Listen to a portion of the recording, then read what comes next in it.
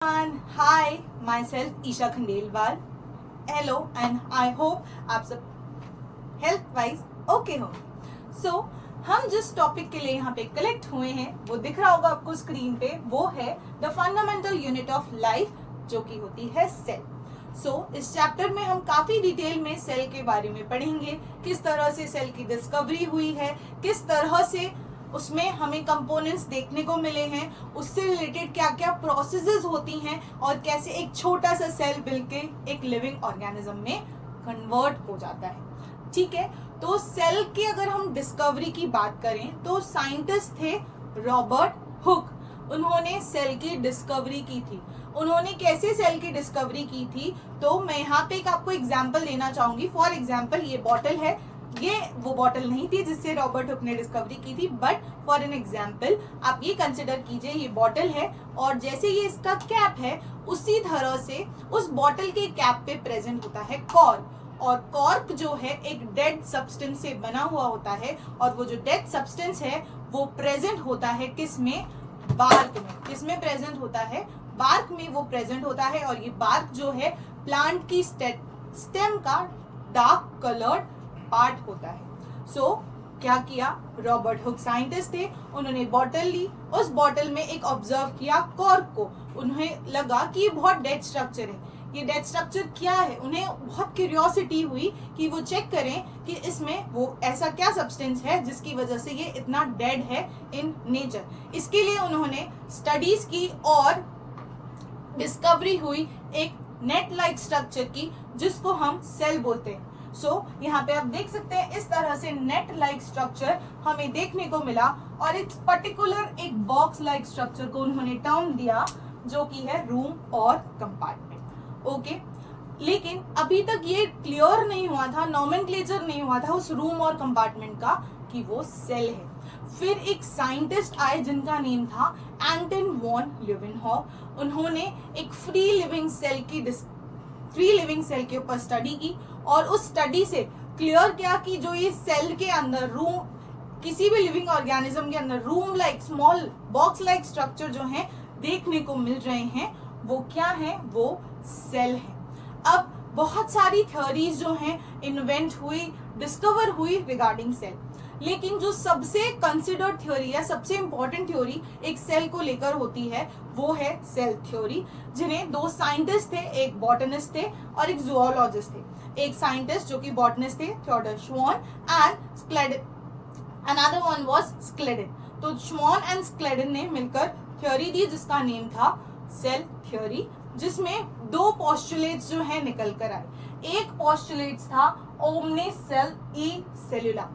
Cell जो है pre existing cell से ही आते हैं. एक सेल है तो वो अपने पेरेंट सेल से ही आया होगा. और दूसरी जो पोस्टुलेट्स निकल कर आई वो ये थी कि हर एक लिविंग ऑर्गेनिज्म के अंदर जो एक प्रेजेंट एंटिटी होता है वो सेल ही होता है, जो कि सारी एक्टिविटीज को किसी भी सेल के परफॉर्म करेगा. ओके, इस तरह से हमें पोस्टुलेट्स निकल कर आए जो कि सेल थ्योरी में बताए गए हैं. ओमनी सेल्ला ई सेल्ला, और हर एक सेल जो है मिलकर एक लिविंग ऑर्गेनिज्म को फॉर्मुलेट करता है. अब मैं बात करूं, बहुत सारे ऐसे ऑर्गेनिजम्स होते हैं जिसमें सिर्फ एक ही सेल हो सकता है. और मेरा एग्जाम्पल लूं, मैं हूं एक ह्यूमन बीइंग, मेरे अंदर सिर्फ एक सेल नहीं है. तो क्योंकि किसी भी ऑर्गेनिज्म के अंदर हम ये नहीं बोल सकते कि वो सिंगल सेल है या मल्टीपल सेल है, तो on the basis of presence of cell, किसी भी ऑर्गेनिज्म के अंदर कितने सेल प्रेजेंट है उस बेसिस में हमने सेल को टू कैटेगरीज में डिवाइड किया है. एक कैटेगरी वो जिसमें सिर्फ एक सिंगल सेल प्रेजेंट है, उसको तो हमने बोल दिया यूनिसेल्युलर ऑर्गेनिज्म. और ऐसी कैटेगरी ऑफ ऑर्गेनिज्म जिसमें एक से ज्यादा या मल्टीपल सेल्स प्रेजेंट थे उसको हमने बोल दिया मल्टी सेल्युलर ऑर्गेनिज्म. ओके, अब एग्जाम्पल कंसिडर कीजिए या फिर एग्जाम्पल इमेजिन कीजिए अमीबा. अमीबा जो है एक इर्रेगुलर शेप ऑर्गेनिज्म है और एक सिंगल सेल ऑर्गेनिज्म है, राइट. तो ऐसा ऑर्गेनिज्म जो कि सिंगल सेल भी है लेकिन सारी एक्टिविटीज को भी परफॉर्म कर रहा है, तो वो कौन है, अमीबा. सिंगल सेल अमीबा, उस टाइप के ऑर्गेनिज्म को हमने टर्म दिया है unicellular organism. Uni means single and cellular, ऐसा सेल ऑर्गेनिज्म जिसमें सिर्फ एक सेल है वो यूनिसेल्युलर ऑर्गेनिज्म होता है। अब बात करूं मैं ह्यूमन की, तो ह्यूमंस में बहुत सारे सेल होते हैं। क्या मेरे हैंड में जो सेल्स प्रेजेंट है वही सेम सेल्स मेरे फेस पे प्रेजेंट है? नहीं। क्या मेरे ब्लड सेल में सेम सेल है? बिल्कुल भी नहीं। तो ऐसे बहुत सारे सेल्स जो है एक किसी भी ऑर्गेनिज्म में प्रेजेंट होते हैं और उस टाइप के ऑर्गेनिज्म को हम मल्टी सेल्युलर ऑर्गेनिज्म बोलते हैं। एग्जाम्पल हम ह्यूमंस बोलते हैं। अब ऐसा तो नहीं है कि मेरे बॉडी के हर एक पार्ट पे एक ही सेल है, नहीं है। तो क्या उनकी शेप सेम होगी? नहीं होगी।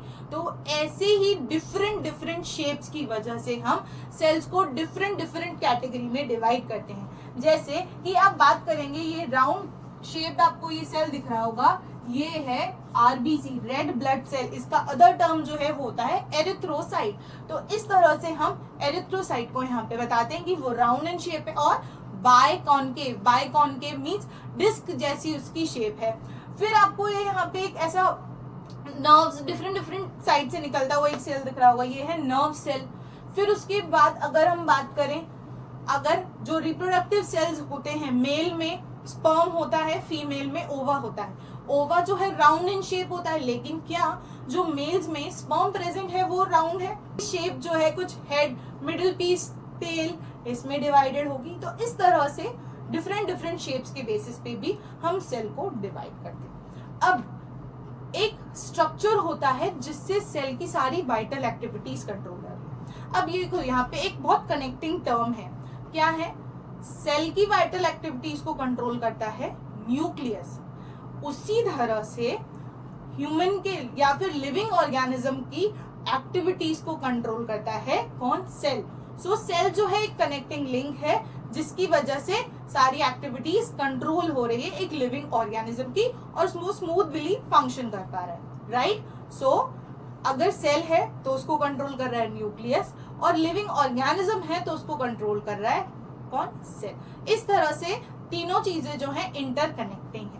अब न्यूक्लियस क्योंकि एक बहुत इंपॉर्टेंट फैक्टर है, तो प्रेजेंस किसी भी ऑर्गेनिज्म में न्यूक्लियर मेम्ब्रेन या न्यूक्लियस है या नहीं है, उस बेसिस पे हम सेल को दो कैटेगरीज में डिवाइड करते हैं। एक कैटेगरी जिसमें प्रिमिटिव न्यूक्लियस है या फिर है ही नहीं, प्रिमिटिव न्यूक्लियर मेम्ब्रेन है, बहुत सिंपल बेसिक डॉटेड फॉर्म में न्यूक्लियर मेम्ब्रेन प्रेजेंट है, उस टाइप के ऑर्गेनिज्म को हम प्रोकैरियोटिक ऑर्गेनिज्म बोलते हैं। और उसके अलावा जिसमें प्रॉपर फॉर्म में हमें न्यूक्लियस देखने को मिलेगा, उसके इंटरनल कंपोनेंट्स को स्टडी करने को मिलेगा, उस टाइप के ऑर्गेनिज्म को हम यूकैरियोटिक ऑर्गेनिज्म बोलते हैं। अब आप प्रोकैरियोटिक का एग्जांपल सोचिए, क्या आपने पानी में कभी एल्गी देखी है या फिर कभी आपने ऐसे बैक्टीरियाज देखे हैं? तो वो सब क्या है? वो एक फॉर्म ऑफ प्रोकैरियोटिक सेल्स हैं, means primitive nuclear membrane present होगी, सो वो प्रोकैरियोटिक ऑर्गेनिज्म हो गए। अब ह्यूमंस की बात कर लो, काउ, डॉग, शीप, इन सब में क्या प्रेजेंट होते हैं? यूकैरियोटिक ऑर्गेनिजम्स हैं ये। यूकैरियोटिक क्यों है? क्योंकि इनमें न्यूक्लियस मिलता है जो सारी सेल की एक्टिविटीज को कंट्रोल कर रहा है। सो इस तरह से हमने डिफरेंट डिफरेंट प्रेजेंस, क्या क्या कंपोनेंट्स प्रेजेंट होते हैं ऑर्गेनिज्म में, ताकि हम उनको क्लासिफाई कर पाए, इस तरह से हमने ये क्लासिफिकेशन पढ़ा है।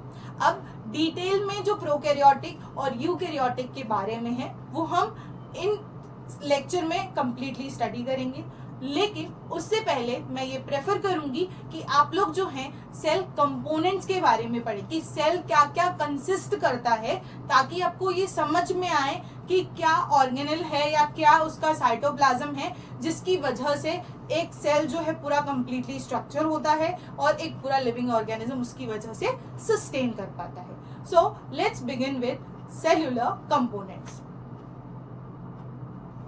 के कंपोनेंट्स। ओके, सो सेल के कंपोनेंट्स की बात करें तो सेल काफी सारे स्ट्रक्चर से मिलकर बना हुआ है। उनमें से कुछ के बारे में हम एक फ्लो चार्ट या बोल सकते हैं टेबल के फॉर्म में हम इसको स्टडी करते हैं, फिर वन ऑन वन हम करके क्या करेंगे, इनकी डिटेल में स्टडी विद डायग्राम जो है कवर करेंगे आगे आने वाले लेक्चर्स में। सो सेल की बात करें तो सेल सबसे पहले दो चीजों से मिलकर बना हुआ होता है, इनिशियली हम आउटर मेम्ब्रेन से स्टार्ट करते हैं। आउटर मेम्ब्रेन को हम बोलते हैं सेल मेम्ब्रेन। ये एक प्रोटेक्टिव मेम्ब्रेन है जो सेल को बर्स्टिंग से बचाती है और एक हार्मफुल कोई भी एजेंट है उससे भी प्रोटेक्शन का जो फंक्शनिंग है वो सेल मेम्ब्रेन परफॉर्म करती है। फिर आते हैं protoplasm.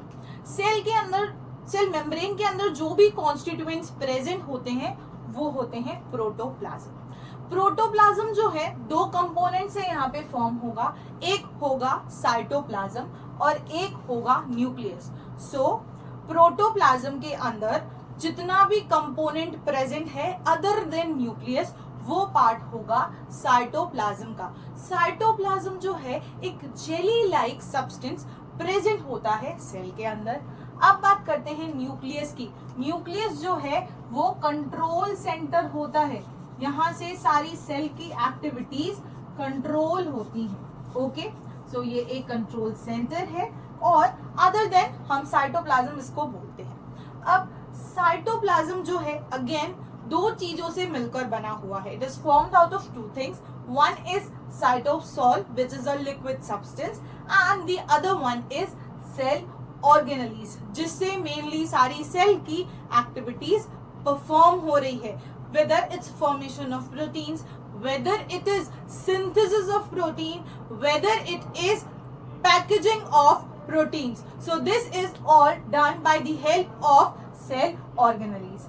Now we have nucleus. What is nucleus composed of? Nucleus is composed of nuclear membrane, which is outer membrane similar to cell membrane. Then we have nucleoplasm. Cell का जैसे cytoplasm होता है वैसे ही न्यूक्लियस का nucleoplasm होता है। फिर जैसे सेल का सेंटर में न्यूक्लियस प्रेजेंट होता है वैसे ही न्यूक्लियस के सेंटर में एक dark round coloured substructure present होता है which is nucleolus. And then the last and the most important part of nucleus is chromatin threads. Chromatin threads ऐसे थ्रेड्स हैं जिसमें प्रेजेंट होता है genetic material in the form of DNA. यहाँ पे chromosomes होंगे जिसमें डीएनए सब यूनिट्स प्रेजेंट होती है जो कि कैरी करते हैं जेनेटिक इंफॉर्मेशन को from parents to individual offspring. तो ये सब बात हुई न्यूक्लियस की, जो कि एक कंट्रोल सेंटर क्यों है, क्योंकि यहाँ से इंफॉर्मेशन जो है वो कैरी ऑन हो रही है, पास ऑन हो रही है from one generation to new generation. जैसे कि आपके पेरेंट्स है, आपके पेरेंट्स के कुछ ऐसे कैरेक्टर्स होंगे जो आप में ट्रांसमिट हुए हैं और क्योंकि वो ट्रांसमिट हुए हैं इसीलिए कुछ कुछ आपकी जो रिजेम्बलेंस है वो सिमिलर है आपके पेरेंट्स की तरह। तो जो वो रिजेम्बलेंस या ट्रेट्स वाला जो कैरेक्टर है वो आता है इन क्रोमेटिन थ्रेड्स की वजह से। अब बात करते हैं हम सेल ऑर्गेनेलीज की। सेल के अंदर काफी सारी ऑर्गेनेलीज प्रेजेंट होती है जो डिफरेंट फंक्शन परफॉर्म करती है ताकि सेल के अंदर जो भी एक्टिविटीज हैं वो कंप्लीट हो सके और एक लिविंग ऑर्गेनिज्म के जो मूवमेंट या फिर फंक्शनिंग के लिए रिस्पॉन्सिबल है वो सब परफॉर्म हो सके। So basis of presence of membrane, किसी भी एक ऑर्गेनेली में कितनी मेम्ब्रेन है ही नहीं है, एक से ज्यादा है, उस बेसिस पे ऑर्गेनेलीज को हमने 3 कैटेगरीज में क्लासिफाई कर दिया। कौन कौन सी कैटेगरीज? ऐसी ऑर्गेनेलीज जिसमें सिर्फ सिंगल मेम्ब्रेन प्रेजेंट है वो है ER, एंडोप्लाज्मिक रेटिकुलम। फिर आते हैं गोल्जी बॉडीज, फिर आते हैं लाइसोसोम्स, फिर आते हैं वैक्यूल्स। ये सब वो सेल ऑर्गेनेलीज हैं जिसमें सिर्फ सिंगल मेम्ब्रेन प्रेजेंट है। Then we have double membrane, ऐसे सेल ऑर्गेनेलीज जिसमें एक से ज्यादा मेम्ब्रेन प्रेजेंट है, डबल मेम्ब्रेन बाउंड स्ट्रक्चर है। वो कौन है? प्लास्टिड्स है और माइटोकॉन्ड्रिया है।